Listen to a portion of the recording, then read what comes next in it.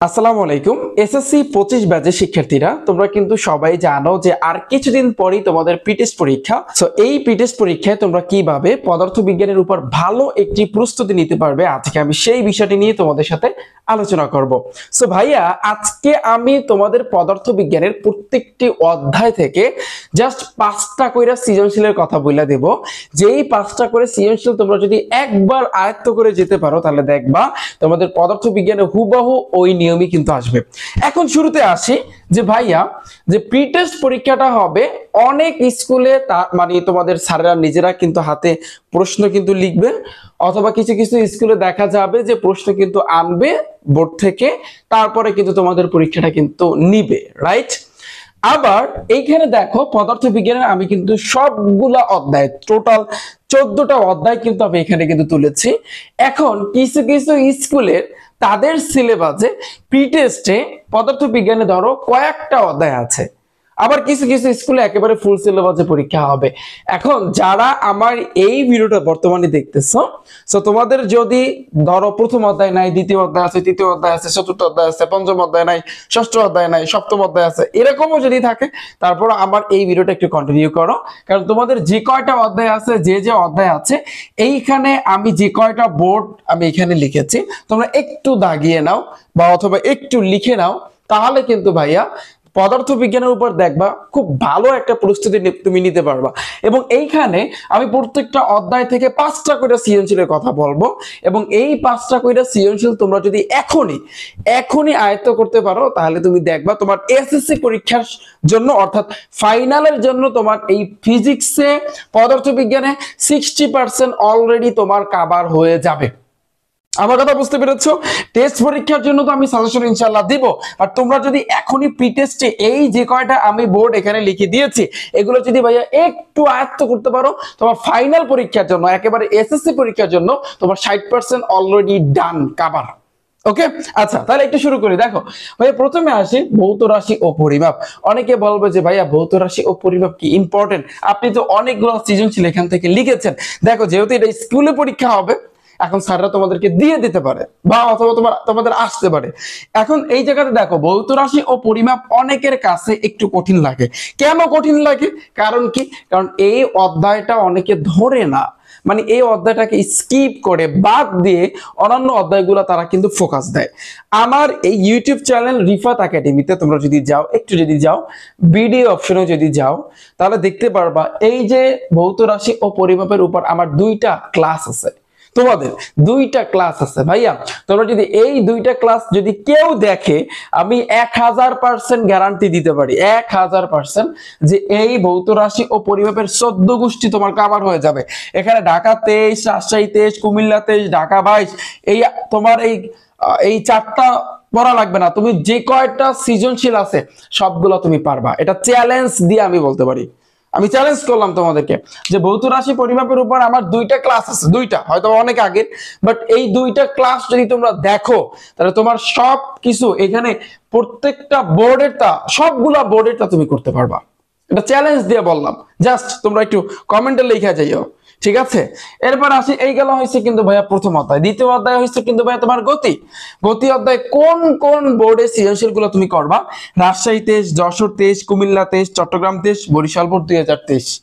ওকে, এই প্রত্যেকটা, এই যে দেখো ভাইয়া, এইখানে 14টা অধ্যায়, প্রত্যেকটা অধ্যায়ের বেসিক ক্লাস কিন্তু আমার এই ইউটিউব চ্যানেল রিফাত একাডেমিতে তোমরা পাবা। যদি কারো কোনো অধ্যায় সমস্যা থাকে, তোমরা আবার এই চ্যানেলে, আমার এই মানে হচ্ছে কিন্তু ইউটিউব চ্যানেলে কিন্তু ভিডিও আছে, ক্লাস আছে, তোমরা কিন্তু ক্লাস চাইলে দেখে নিতে পারো, ঠিক আছে? তাহলে এই কয়টা একটু পড়বা। এবার আসছি কিন্তু বল অধ্যায়। বল অধ্যায়ে কোন কোন বোর্ডের তো ইম্পর্টেন্ট দেখো, ঢাকা 23, রাজশাহী 23, যশোর 23, বরিশাল 23, ময়মনসিংহ 23। একটু প্রত্যেকটা সৃজনশীল করার ট্রাই করবা, ঠিক আছে? প্রত্যেকটা সৃজনশীল করার ট্রাই করবা। এইখানে দেখো, এই যে বল অধ্যায়টা, বল অধ্যায়ের মধ্যে কি আছে ভাই? বল অধ্যায়ের মধ্যে ভাইয়া বন্দুক রিলেটেড ম্যাথ আছে, ভরবেগের সংরক্ষণশীলতার নীতি মেনে চলবে কি চলবে না, তক্তার ম্যাথ আছে। এগুলোই তো ইম্পর্টেন্ট, এগুলোই তো ইম্পর্টেন্ট। সো আমি এগুলো না বইলা জাস্ট বোর্ডের গুলা বলতেছি যে কোন কোন। এইখানে অনেকে বলবে যে ভাইয়া এই 5টা করে সৃজনশীল করলে কি হবে, অন্যান্য সৃজনশীল গুলো তাহলে কি ইম্পর্টেন্ট না? ভাইয়া, এই 5টা সৃজনশীল মানে হইছে তুমি নিয়ম শিখবা, এই 5টা যদি তুমি করতে পারো দেখবা বাকি যতগুলো আছে সেগুলো তোমার হয়ে যাবে। তোমার এইভাবে শিখতে হবে, এমন ভাবে শিখতে হবে যাতে তোমার নিয়মটা মাথায় ঢুকে যায়। ওকে, আমার কথা বুঝতে পেরেছো? এবার আসে কিন্তু কাজ ক্ষমতা শক্তি। ভাইয়া এই কাজ ক্ষমতা শক্তির মধ্যে কি আছে আহামরি? কাজ ক্ষমতা শক্তির মধ্যে যেমন আছে কোন একটা বস্তুকে উপর থেকে মানে ছাদের উপর থেকে যদি নিচে ফেলে দাও, হ্যাঁ, তাহলে শক্তি সংরক্ষণশীলতার নীতি মেনে চলবে কি চলবে না? ওই যে গতিশক্তি, বিভব শক্তি, এই তো। এবারে কি আছে, ওই যে মোটর দিয়ে আমরা কি করি, পানি তুলি, তাই না? কর্মদক্ষতার কিন্তু ম্যাথ আছে, এই তো। আমারই কি আছে আমার একটু বুঝাও যে কি আছে। সো 2024 সালে যারা এসএসসি পরীক্ষা দিয়েছিল ওদের জন্য কিন্তু ভাইয়া আমি পদার্থবিজ্ঞান, রসায়ন, উচ্চতর গণিত এবং জীববিজ্ঞানের অর্থাৎ 4 সাবজেক্টের কিন্তু একটা কোর্স চালু করছিলাম। সেখানে প্রায় 1000-এর উপরে কিন্তু স্টুডেন্ট ছিল। সো 2025 সালে তোমরা যারা এসএসসি পরীক্ষা দিবা সেম ভাবে তোমাদের জন্য এখনই আমি কিন্তু এই 4 সাবজেক্টের একটা কোর্স চালু করেছি। এই যে দেখো পদার্থবিজ্ঞানের এই ভৌত রাশি পরিমাপ থেকে শুরু কইরা জীবন বাঁচাতে পদার্থবিজ্ঞান একেবারে এই 14টা অধ্যায় পানির মতো তোমাদের কাছে সহজ বানাই দিবে, এটা আমি চ্যালেঞ্জ সহকারে বলতে পারি। যেভাবে 2024 সালে যারা পরীক্ষা দিয়েছিল তাদেরকে কিন্তু তাদের কাছে সহজ বানিয়ে দিয়েছিলাম। সো তোমরা আসলে ক্লাস না দেখলে কিন্তু বুঝবা না। এখন অনেকে বলবা যে ভাই আপনি তো সৃজনশীলের সাজেশন দিচ্ছেন, এমসিকিউ তো আমি কি করব? আমি অলওয়েজ একটা কথা বলি, তুমি যদি এমসিকিউ করো, তুমি যদি এমসিকিউ প্র্যাকটিস করো, তাহলে সেই ক্ষেত্রে তুমি করবা টাইপ ভিত্তিক ভাবে। কিভাবে? টাইপ ভিত্তিক ভাবে। টাইপ ভিত্তিক ছাড়া কোনো এমসিকিউ তুমি করবা না। যারা টপ লেভেলের স্কুলের মধ্যে যারা টপ 1 2 3 তারা কিন্তু টাইপ ছাড়া করতে পারে। অনেকে এখন বলবে যে ভাই টাইপ কি? টাইপ হইছে কিন্তু নিয়ম। তুমি যদি এক নিয়মের একটা এমসিকিউ শিখো, ওই নিয়মে যদি বিগত বছরে 5 থেকে 10টা এমসিকিউ থাকে, তুমি কিন্তু এই বসা অবস্থায় করতে পারবা।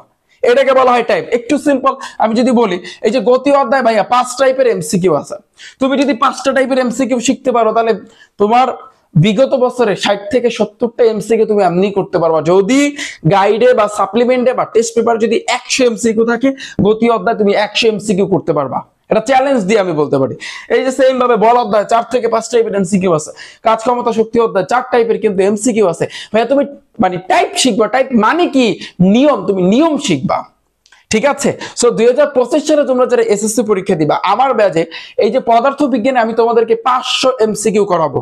তবে এই 500 এমসিকিউ কিভাবে করাবো?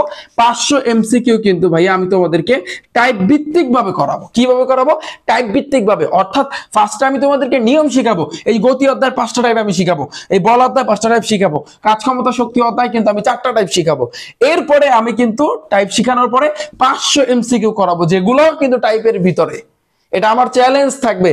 এই যে 2024 সালে যারা পরীক্ষা দিয়েছে ওদেরকেও আমি কিন্তু সেম ভাবে 500 এমসিকিউ মানে হচ্ছে কিন্তু করাইছি।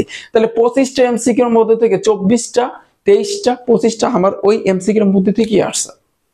500 এমসিকিউ যদি ভাইয়া তুমি করো ফিজিক্সে 14টা অধ্যায়, ভাই ওর বাইরে থেকে আর কি আসবে আমার একটু বুঝাও, ঠিক আছে? সো তোমরা যদি এই কোর্সে ভর্তি হতে চাও, বলবা ভাইয়া কোর্সের ফি কত? ফিজিক্সের জন্য কোর্সের ফি হচ্ছে 510 টাকা। তোমার এই 510 টাকায় ফুল এই প্রথম অধ্যায় থেকে শুরু করে 14তম অধ্যায় পর্যন্ত বইয়ের বেসিক বলো, টাইপ ভিত্তিক এমসিকিউ বলো, সৃজনশীল বলো, টেস্ট পেপার সলভ বলো এবং 500 এমসিকিউ বলো, ইচ এন্ড এভরিথিং সবকিছু তোমার কভার। ওকে? এছাড়াও তুমি যদি ইচ্ছা করো যে 4 সাবজেক্ট একসাথে পারবা তাও পারবা। বিস্তারিত যদি জানতে চাও, এই যে ইউটিউব থেকে ভিডিওটা দেখে থাকলে ডিসক্রিপশন বক্সটা একটু ভাইয়া চেক করো। ডিসক্রিপশন বক্সটা, সেখানে একটা ভিডিওর লিংক দেওয়া আছে, ওইখানে ক্লিক করলে তুমি বিস্তারিতভাবে জানতে পারবা। ওকে, আমার কথা বুঝতে পেরেছো? এরপরে আসি কিন্তু ভাইয়া, তাহলে কাজ ক্ষমতা শক্তি অধ্যায় থেকে তুমি রাজশাহী বোর্ড 2023, যশোর 23, কুমিল্লা 23, বরিশাল 23, ময়মনসিংহ 23 এই 5টা সৃজনশীল করলেই দেখবা তোমার নিয়মগুলা এসে গেছে। ওকে, এবার আসি কিন্তু ভাইয়া পদার্থের অবস্থা ও চাপ। তাহলে পদার্থের অবস্থা ও চাপে কোন কোন মানে হচ্ছে বোর্ডের সৃজনশীল গুলো করবা? ঢাকা 23, যশোর 23, কুমিল্লা 23, দিনাজপুর 23 আর ময়মনসিংহ 23। এরপর আসি কিন্তু বস্তুর উপর তাপের প্রভাব। অনেক কঠিন লাগে অনেকের কাছে, তাই না? একেবারে ইজি। ঢাকা 20, রাজশাহী 20, যশোর 20, তারপর চট্টগ্রাম 20 এবং ময়মনসিংহ 20। ওকে, তোমরা যদি আমার ক্লাসগুলো না দেখো তাহলে কিন্তু বুঝতে পারবা না যে আসলে এই যে পদার্থ বিজ্ঞান, আমার কাছে মনে হয় যে পদার্থ বিজ্ঞান মানে হইছে সহজ। কেমনে? তোমরা আমার ক্লাসগুলো দেখো তাহলে তোমরা বুঝতে পারবা। ওকে, এরপর আসে কিন্তু ভাইয়া তরঙ্গ ও শব্দ। তরঙ্গ শব্দ অধ্যায়টা মোটামুটি সবার কাছে কিন্তু একটু ইজি লাগে, কারণ আমি কথা বলতেছি আমার সামনে দেয়াল আছে, কি অঙ্ক আছে সৃজনশীলে, কি অঙ্ক আছে, আমি কথা বলতেছি আমার সামনে দেয়াল আছে, এই যে কথাটা বলতেছি ওই দেয়ালে ধাক্কা খাইয়ে কিন্তু আমার কাছে কিন্তু আসতেছে, তাই না? সো বলো তো ভাইয়া এটার ক্ষেত্রে কোন সূত্র, একটু কমেন্ট একটু জানাইও। হ্যাঁ, সো এই রিলেটেড কিন্তু সৃজনশীল আছে। তারপরে কিন্তু এইভাবে এই তরঙ্গ রিলেটেড সৃজনশীল আছে। সো দেখো তাহলে এখান থেকে ঢাকা বোর্ড 2023, রাজশাহী 23, যশোর 23, কুমিল্লা 23, চট্টগ্রাম বোর্ড 2023 এগুলো একটু করবা। ওকে, আলোর প্রতিফলন ভাইয়া, আলোর প্রতিফলনের উপর আমার এই ইউটিউব চ্যানেল রিফাত একাডেমিতে 2টা ক্লাস আছে, হয়তো আগের, বাট 2টা ক্লাস আছে। 2টা ক্লাস যদি দেখো, এই ঢাকা 23, রাজশাহী 23, যশোর 23, কুমিল্লা 23, চট্টগ্রাম 23 লাগবে না তোমার এইখানে 14 গোষ্ঠী যে কয়টা সৃজনশীল আছে সব তুমি পারবে, এটা আমি চ্যালেঞ্জ দিয়ে বলতে পারি। 1000% আমি চ্যালেঞ্জ দিচ্ছি, 1000%। আলোর প্রতিফলনের ক্ষেত্রে ভাইয়া 5টা নিয়ম আছে। কটা নিয়ম আছে? 5টা নিয়ম আছে। তুমি 5টা নিয়ম যদি শেখো তাহলে তোমার এইখানে যতগুলা সৃজনশীল আছে ভাই, যতগুলা, এখানে তোমার বাইসা পড়ার দরকার নাই। তুমি আমার 5টা নিয়ম শিখবা, যতগুলা সৃজনশীল আছে তুমি পারবা। আমার এই রিফাত একাডেমি ইউটিউব চ্যানেল একটু যাও, ভিডিও অপশনে একটু যাও, নিচের দিকে যাও, একটু নিচের দিকে যেতে হবে, তাহলে তোমরা ক্লাসগুলো দেখতে পারবে। আমি আবারও চ্যালেঞ্জ দিয়ে বলতে পারি, চ্যালেঞ্জ সহকারে আমি কিন্তু বলতে পারি, আলোর প্রতিফলনে 5টা নিয়ম আছে ভাইয়া, তুমি 5টা নিয়ম আমার শিখবা, তাহলে এখানে যতগুলো সৃজনশীল আছে তোমার আর বাইসা করার দরকার নাই, তুমি সবগুলো সৃজনশীল করতে পারবা। ওকে, এরবার আসছে কিন্তু ভাই আলোর প্রতিফলনের ক্ষেত্রে ঢাকা 20, যশোর 20, কুমিল্লা 20, চট্টগ্রাম 20, তারপরে সিলেট বোর্ড 2020। ওকে, এই কাটা একটু করবা। সো একই কথা, আলোর প্রতিফলন পারলে আলোর প্রতিফলন এমনিতেই পারবা। তারপর আসে কিন্তু ভাইয়া স্থির বিদ্যুৎ, রাজশাহী 2020, সিলেট 20, দিনাজপুর 20, চট্টগ্রাম বোর্ড 19 এবং বরিশাল বোর্ড হচ্ছে কিন্তু 19। এরপর আসে কিন্তু ভাইয়া চলবিদ্যুৎ অধ্যায়টা তোমরা জানো খুবই ইম্পর্টেন্ট, কারণ এই চ্যাপ্টার থেকে প্রত্যেকটা বোর্ডে কোশ্চেন আসবে, প্রত্যেকটা স্কুলে তোমাদের স্যারেরা কিন্তু দিয়ে দিবে। সো এই জন্য কিন্তু একটু বাড়তি প্রায় 60টার মতো সৃজনশীল তোমাদের একটু করতে হবে। 2, 4, 6, 7, ঢাকা 23, রাজশাহী 23, যশোর 23, কুমিল্লা 23, চট্টগ্রাম 23, ময়মনসিংহ 23, চট্টগ্রাম 22, এই কয়টা সৃজনশীল একটু কইরো, তাহলে দেখবা জলবিদ্যুতের যত নিয়ম আছে সবগুলা নিয়ম কিন্তু তোমরা এই সৃজনশীল গুলোর ভিতরে কিন্তু এসে গেছে, এগুলোই তোমরা দেখতে পারবা এবং একটু বারবার করবা। এবার আসে আধুনিক পদার্থবিজ্ঞান ও ইলেকট্রনিক্স, এখান থেকে জাস্ট 3টা সৃজনশীল করলেই এনাফ। ঢাকা 20, যশোর 20, কুমিল্লা 20, ডান। তারপর আসে কিন্তু বিদ্যুতের চৌম্বক ক্রিয়া, একটু দেখো বিদ্যুতের চৌম্বক ক্রিয়া হুইচ ইজ ভেরি ইম্পর্টেন্ট। হ্যাঁ, তো এখানে ট্রান্সফরমার নিয়ে আলোচনা করছে, এগুলো এমনিতেই সহজ। কুমিল্লা 20, সিলেট 20, বরিশাল 20, যশোর 19 আর হচ্ছে কুমিল্লা 19। তারপর হচ্ছে কিন্তু জীবন বাঁচাতে পদার্থবিজ্ঞান একেবারে লাস্টের অধ্যায়। অনেকে বলবে ভাইয়া এটাও কি ইম্পর্টেন্ট, আপনি তো প্রথম অধ্যায়টাও যেভাবে বললেন, লাস্টের অধ্যায়টা, হ্যাঁ লাস্টের অধ্যায়টা হচ্ছে ইম্পর্টেন্ট। তোমরা যদি এখনই আয়ত্ত করতে পারো এটা তোমাদের জন্য প্লাস পয়েন্ট, কারণ তোমরা যদি এই প্রি টেস্টের জন্য এই সৃজনশীল গুলো করতে পারো ভাইয়া, আমি আবারও বলতেছি, তাহলে তোমরা প্রি টেস্টে তো কোপ দিতে পারবা, এই টেস্টে বড় ধরনের কোপ দিতে পারবা। ওকে, সো দেখো তাহলে জীবন বাঁচাতে পদার্থবিজ্ঞান, রাজশাহী 2020, যশোর 20, দিনাজপুর 20, ঢাকা 19 এবং সিলেট বোর্ড 2015। ভাইয়া এই কয়টা সৃজনশীল তোমরা যদি আয়ত্ত করতে পারো, কি বলবো আসলে, যে এসএসসি পরীক্ষার জন্য বলছি না, 60% তোমার কিন্তু কাভার। ওকে, এবং অলরেডি কিন্তু 2025 সালে যারা পরীক্ষা দিবা তোমাদের জন্য আমার ব্যাচের ক্লাস কিন্তু অলরেডি কিন্তু শুরু হয়েছে। অনেকে বলবে ভাই প্রি টেস্ট পরীক্ষার আগে ভর্তি হইতে পারবো? হ্যাঁ অবশ্যই তুমি পারবা। এখন ভর্তি হইলে তোমার পদার্থ রসায়ন, উচ্চতর গণিত, জীববিজ্ঞানের কিছু ক্লাস তোমরা দেখতে পারবা, ঠিক আছে, এবং এই সৃজনশীল গুলাই কিন্তু করাবো।